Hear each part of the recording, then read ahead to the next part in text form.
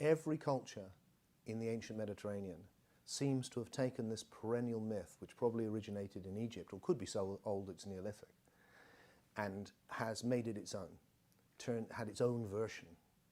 And what we see happening is that the story of Joshua or Jesus becomes merged with this pagan story of a pagan dying and resurrecting God-man. So we know, for instance, in Alexandria, they're speaking Greek. Greek is the universal language.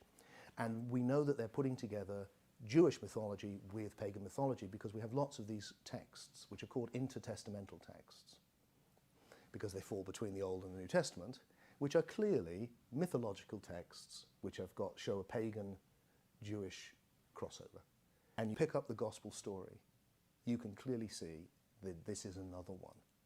These pagan myths have been merged with the mysteries of Moses and Joshua, which told the story of going to the Promised Land, which was a Gnostic initiatory myth for the Jews, which is then being mixed with this pagan story.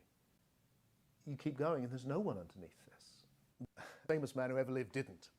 You know, the paradox is that if there is a man underneath it, then he is probably not the man that you think or I think.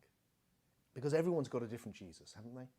You know, Jews have a rabbi Jesus, Hindu think he's an avatar, a lot of people think he's a Buddha figure, especially Buddhists. You know, it's like everyone, you know, the Muslims think he's a prophet like Muhammad, maybe not quite as good. You know, it's like everyone's got their own Jesus. It's like we're just taking a chocolate out of a chocolate box. It's like, which one do I fancy? You know, oh, I'll have Jesus, the Son of God. Oh, you know, I can't swallow that. You know, let's have a nutty one. Jesus was a spaceman. You know, I'll have that. That's what we do.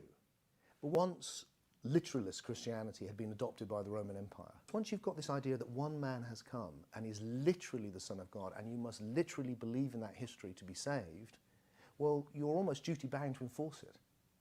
And the tolerance, spiritual tolerance, which marked out the ancient world, ended.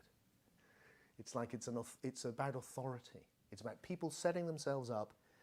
It's not dissimilar to today. It's never, you know, it's always the same, isn't it?